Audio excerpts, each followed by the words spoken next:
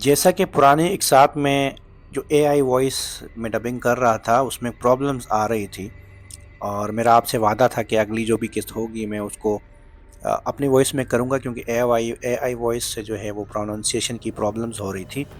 تو چلیں شروع کرتے ہیں۔ دی الٹیمیٹ ماسٹر آف زہرادس، قسط نمبر 8، سرگوشیوں کا راستہ۔ زیر زمین راستہ ریحان کے قدموں تلے جیسے سانس لے رہا تھا۔ ہوا بوجھل تھی، گویا صدیوں پرانے کسی راز کی سانسیں فضا میں تحلیل ہو رہی ہوں۔ ریحان آہستہ آہستہ قدموں سے آگے بڑھتا رہا، ہر قدم ایک نیا سوال، ایک نئی آزمائش۔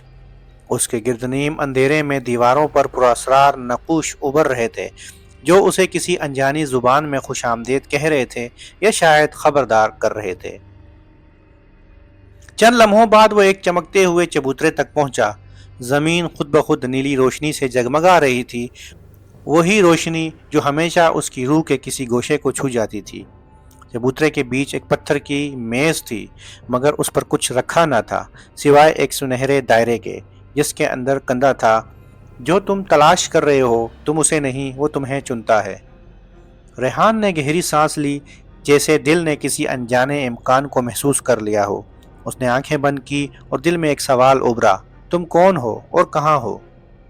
اگلے ہی لمحے اس کے گرد نیلا ہالہ بننے لگا، روشنی دھند میں بدل گئی اور فضا میں ارتعاش پھیل گیا۔ زمین جیسے لرزنے لگی ہو اور وہ نیلی روشنی اسے اپنی لپیٹ میں لے کر کہیں اور لے جانے لگی۔ چند لمحے بعد جب اس نے آنکھیں کھولی، وہ ایک نئی جگہ پر موجود تھا۔ یہ ایک کھلا روشن غار تھا، سامنے ایک تنہا نایاب اور چمکتا ہوا پھول، شفاف، نور سے لبریز اور خاموشی میں ایک لطیف موسیقی جیسی کیفیت لیے۔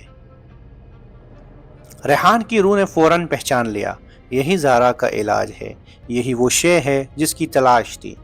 مگر جیسے ہی اس نے قدم بڑھایا، پھول کے گرد زمین سے ایک سایہ ابھر آیا۔ وہ مکمل تاریکی سے بنا تھا، جیسے روشنی کو بھی نگل سکتا ہو۔ سایہ بولا، ہر شے قیمت مانگتی ہے، تم اس کے قریب جا سکتے ہو، مگر کیا تم دینے کے لیے تیار ہو؟ ریحان کی آنکھوں میں ایک چمک ابھری، دل میں زارا کی بے حس حالت کا عکس لہرایا۔ اس نے ایک لمحے کو سوچا، پھر قدم بڑھاتے ہوئے کہا، میں کچھ بھی دوں گا مگر زارا کو بچاؤں گا۔ اندرونی جنگ کا دروازہ۔ ریحان کے الفاظ خاموش فضا میں جذب ہو گئے، جیسے کائنات نے اس کے عزم کو سن تو لیا ہو، مگر قبولیت کا دروازہ ابھی بند ہو۔ سایہ جو پھول کے گرد چکر لگا رہا تھا، ایک لمحے کو ٹھہرا، پھر اس کی آواز ابھری، اس بار دھیمی، گہری اور بے چین۔ یاد رکھو، تم نے کہا تھا تم کچھ بھی دو گے، مگر کبھی کبھی جو چیز تم دیتے ہو وہ تمہارے اختیار سے باہر ہوتی ہے۔ پھر بھی آگے بڑھنا چاہو گے؟ ریحان نے بنا کوئی جواب دیے عصا زمین پر ٹکایا اور اپنی آنکھیں بند کر کے سانسیں روکی، دل کی دھڑکن کو پرسکون کیا۔ پھول کی روشنی اب تیز ہو گئی تھی، مگر وہی سایہ آہستہ آہستہ دھند میں تحلیل ہونے لگا، جیسے اس کی موجودگی نے اب جگہ کسی اور شے کو دے دی ہو۔ اچانک زمین لرزنے لگی اور پتھروں سے بنے ستون اس کے گرد اٹھنے لگے۔ ہر ستون سے ایک الگ آواز گونجی، کبھی آشنا، کبھی اجنبی۔ تمہارا خوف، تمہاری کمزوریاں، تمہاری یادیں، کیا تم واقعی خود کو چھوڑ سکتے ہو؟ ریحان اپنی جگہ ساکت کھڑا رہا، مگر اس کی آنکھوں میں وہ لمحہ دوڑ گیا، وہ لمحہ جب اس نے خود کو بے بس محسوس کیا تھا، جب زارا اس کے سامنے بے جان پڑی تھی اور وہ کچھ نہیں کر سکا۔ ایک ستون سے نکلنے والی روشنی سیدھی اس کے سینے سے ٹکرائی، وہ لرز گیا مگر گرا نہیں، بس ایک قدم اور پیچھے ہٹا اور پھر مضبوطی سے زمین پر جم گیا۔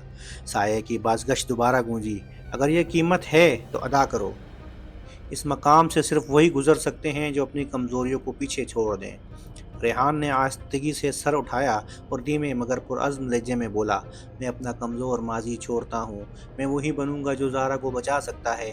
پھر ستون ہلنے لگے، روشنی ایک جھٹکے سے تیز ہوئی اور لمحہ بھر میں ہر شے خاموش ہو گئی۔ پھول اب اپنی جگہ سے جھک چکا تھا، جیسے اس نے ریحان کو قبول کر لیا ہو۔ ریحان نے نرمی سے ہاتھ بڑھایا اور پھول کو اپنی ہتھیلی پر رکھا۔ ایک لطیف روشنی اس کے وجود میں اترنے لگی، شفا کی روشنی، مگر ساتھ ہی ایک خاموش یاد دہانی، یہ صرف پہلی قیمت ہے، اصل آزمائش ابھی باقی ہے۔ واپسی کی راہ اور خاموش نگرانی۔ ریحان نے پھول کو آہستگی سے اپنے تھیلے میں محفوظ کیا۔ روشنی جو اس کے وجود میں اتری تھی اب دھیرے دھیرے دم توڑ رہی تھی، مگر دل کی گہرائی میں ایک نیا یقین جگا چکی تھی۔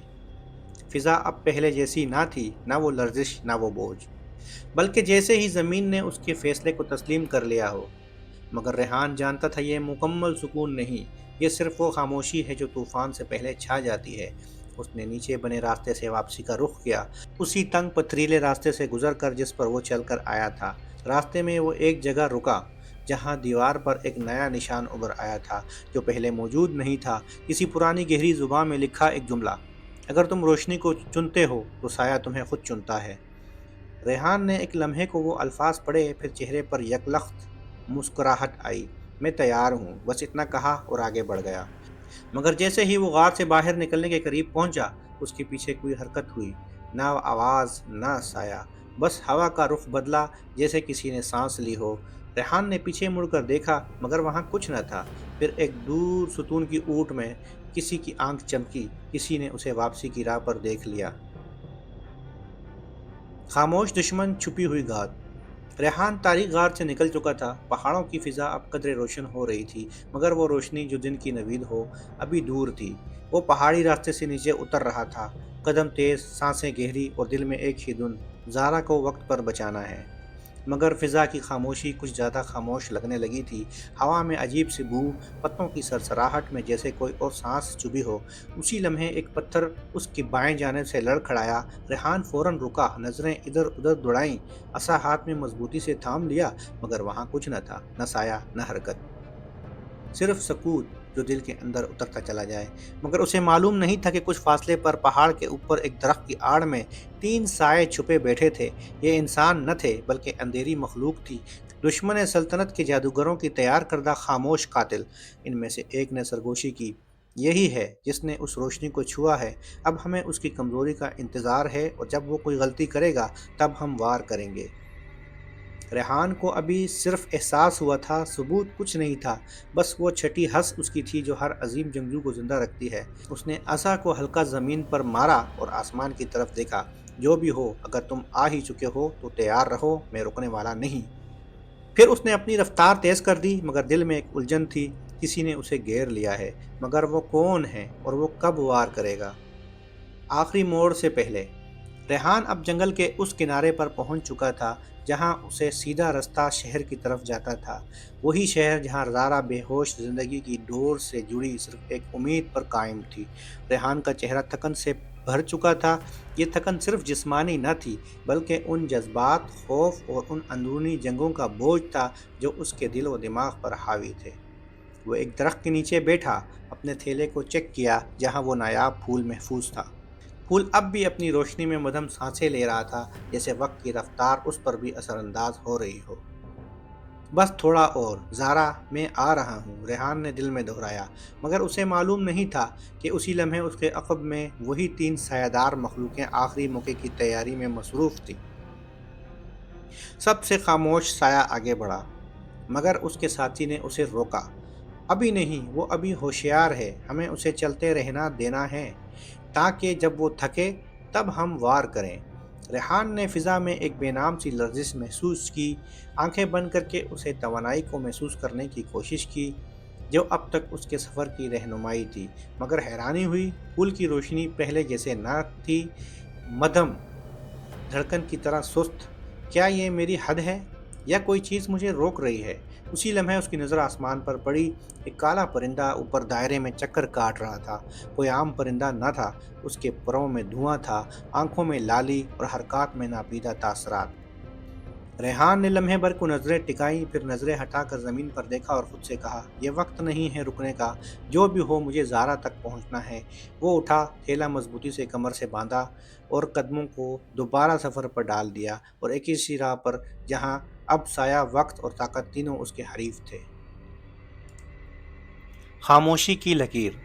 ریحان اب شہر کے کنارے تک پہنچ چکا تھا۔ وہی راستہ، وہی مٹی، جس سے جڑے کئی سوال، کئی یادیں اور اب ایک نئی ذمہ داری۔ درخت چھٹنے لگے تھے اور زمین کی خوشبو بدل گئی تھی۔ یہ خوشبو شہر کی تھی، زارا کی تھی، اس کی پہلی محبت کی تھی۔ ریحان کچھ لمحوں کے لیے رکا۔ سامنے وہی پرانا ستون جو سرحد کی نشانی تھا۔ وہاں کچھ نہیں بدلا تھا، مگر ریحان بدل چکا تھا۔ اس نے آہستہ سے ستون کو چھوا، جیسے کسی اپنے کو سلام کر رہا ہو۔ میں واپس آ گیا ہوں، دل میں یہ الفاظ گونجے۔ اسی لمحے زمین پر ایک نرم سی روشنی ابھری، جس میں ایک دائرہ بنا اور درمیان میں لکھا تھا، واپسی صرف اسے نصیب ہوتی ہے جو سچائی کے ساتھ لوٹتے ہیں۔ ریحان خاموشی سے مسکرایا، نہ غرور تھا نہ خوف، بس ایک سکون، ایک یقین۔ میں زارا کے لیے لوٹا ہوں اور میں وقت پر پہنچوں گا۔ وہ دائرے سے گزرا، روشنی مدھم ہوئی اور پھر مٹی میں جذب ہو گئی۔ ریحان اب شہر کی حدود میں داخل ہو چکا تھا، مگر بہت دور ایک چھت پر کھڑا ایک شخص دوربین سے اسے دیکھ رہا تھا۔ اس کی آنکھیں دوربین سے ریحان کو دیکھ رہی تھی، مگر ذہن میں کئی منصوبے چل رہے تھے۔ خاموشی کے پردے میں زارا کی پکار۔ محل کی فضا خاموش تھی، نہ خادموں کی آواز نہ قدموں کی چاپ، بس خاموشی جو دیواروں سے لپٹی سانسیں لیتی محسوس ہو رہی تھی۔ زارا کے کمرے میں ہلکی سی روشنی جل رہی تھی، وہ روشنی جو صرف اس لیے باقی تھی تاکہ کوئی امید مکمل اندھیرے میں نہ کھو جائے۔ بستر پر زارا بے حس پڑی تھی، چہرے پر سکون تھا، مگر آنکھوں کے گرد ایک عجیب سی سختی، جیسے وہ اندر ہی اندر کسی جنگ میں مصروف ہو۔ کمرے کے کونے میں ایک خدمتگار خاموشی سے بیٹھا تھا، جس کے ہاتھ میں ریحان کا دیا ہوا چھوٹا سا چمکتا ہوا ٹوکن تھا۔ اسے حکم تھا کہ اگر کچھ بھی غیر معمولی ہو تو اسے دبائے، تاکہ ریحان جہاں بھی ہو اسے خبر ہو جائے۔ اچانک زارا کی انگلی ہلکی سی لرزی، خدمتگار فوراً چوکس ہوا، مگر اگلے لمحے وہ حرکت رک گئی۔ کیا یہ؟ اس نے دل میں سوچا، مگر ٹوکن دبانے سے رک گیا، کیونکہ سب کچھ پھر سے خاموش ہو چکا تھا۔ کمرے کی فضا میں ایک ہلکا سا بدلاؤ آیا، ایسا لگا جیسے زارا کی سانس میں ایک نرمی، ایک نئی تھکن شامل ہو گئی ہو۔ زارا کے دل کی دھڑکن کچھ لمحوں کے لیے تیز ہوئی، پھر واپس مدھم ہو گئی۔ ریحان، ایک بہت دھیمی سرگوشی اس کے لبوں سے نکلی، اتنی دھیمی کہ سننے کے لیے دل کا کان درکار ہو۔ خدمتگار نے چونک کر اس کی طرف دیکھا، پھر خاموشی سے دروازے کی طرف بڑھا کہ شاید حکیم کو بلایا جائے، مگر اس نے ایک آخری بار پلٹ کر دیکھا۔ زارا اب بھی خاموش تھی، لیکن اس کے چہرے پر ہلکی سی نمی تھی، ایک آنسو جو شاید کسی خواب میں گرا تھا۔ فاصلے، دھڑکن اور واپسی۔ شہر کی گلیوں پر دھوپ اتر چکی تھی، ریحان کے تیز قدم تھے، مگر دل کی دھڑکن اس سے بھی آگے دوڑ رہی تھی، جیسے جسم کا نہیں دل کا سفر چل رہا ہو۔ اب محل کی دیواریں سامنے آ چکی تھیں، وہی در و دیوار جنہیں چھوڑ کر ریحان گیا تھا، ایک سوال لیے، اور اب وہی سوال ایک جواب بن کر لوٹ رہا تھا۔ اس نے ایک لمحے کو رک کر سانس لی، پھر اپنا ہاتھ آہستہ سے دروازے کی جانب بلند کیا، جیسے وہ کچھ محسوس کر رہا ہو، جیسے اس کا وجود اب دروازے کو اجازت دے رہا ہو۔ اس کے ہاتھ کے اشارے سے محل کا بڑا دروازہ خود بخود کھلنے لگا، نہ کوئی آواز، نہ کوئی اعلان، بس احترام اور سکوت۔ ریحان نے اندر قدم رکھا، محل کی فضا میں خفیف سی خوشبو تھی، وہی جو زارا کی موجودگی سے جڑی تھی۔ دیواروں پر روشنی کی پرچھائیاں ناچ رہی تھیں اور وقت جیسے رک سا گیا تھا۔ اس کی سمت میں ایک نرم سی آواز ابھری، بی بی کی حالت جوں کی توں ہے، مگر اس نے رات آپ کا نام پکارا تھا۔ ریحان لمحے بھر کو ساکت ہو گیا، نہ آنکھیں جھپکی، نہ سانس بدلی، بس دل نے ایک سرگوشی کی۔ میں آ گیا ہوں زارا۔ پھر اس نے خاموشی سے قدم آگے بڑھا دیے، جیسے ہر قدم ایک وعدے کی تکمیل ہو۔ لمس شفا۔ ریحان آہستہ سے زارا کے کمرے کی طرف بڑھا۔ محل کے راہداریوں میں ایک عجیب سی خاموشی تھی، نہ کوئی آہٹ، نہ کوئی سانس، بس دیواروں پر وقت کی نظریں تھیں جو اسے گزرتے دیکھ رہی تھی۔ جب وہ کمرے کی دروازے تک پہنچا، اس نے ایک لمحہ رک کر گہری سانس لی۔ اس کے دل میں خوف نہیں تھا، بس ایک بے قراری تھی کہ کہیں دیر نہ ہو جائے۔ دروازہ آہستہ سے کھلا۔ کمرے میں نیم اندھیرا تھا، بس ایک گوشے میں جلتا ہوا دیا جو امید کی طرح دھیمی روشنی پھیلا رہا تھا۔ زارا بستر پر ساکت لیٹی تھی، چہرہ تھکا ہوا تھا مگر حسین، جیسے نیند میں بھی اس کی عظمت جھلک رہی ہو۔ ریحان دھیرے سے اس کے قریب آیا، ہاتھ میں موجود شفا بخش پھول اب بھی روشنی سے دھڑک رہا تھا۔ اس نے تھیلے کو کھولا، پھول کو نکالا، اور وہ لمحہ جیسے فضا نے سانس روک لی ہو۔ پھول کو زارا کے سینے کے قریب رکھا، اس کی روشنی آہستہ آہستہ زارا کے جسم میں جذب ہونے لگی، نہ کوئی چمک، نہ آواز، بس ایک نور، جیسے محبت کا لمس ہو۔ ریحان خاموشی سے بیٹھا رہا، اس کے لب حرکت نہیں کر رہے تھے، مگر اس کی آنکھوں میں دعا تھی اور دل میں ایک التجا، تم ٹھیک ہو جاؤ زارا، تمہیں میری ضرورت ہے اور مجھے تمہاری ضرورت ہے۔ چند لمحے گزرے، پھر اچانک زارا کی پلکوں میں جنبش ہوئی، ایک ہلکی سانس اس کے ہونٹوں سے نکلی اور اس کا ہاتھ آہستہ آہستہ سے حرکت کرنے لگا۔ ریحان چونک کر آگے جھکا، زارا کی آنکھیں آہستہ آہستہ کھلنے لگیں، ایک دھیمی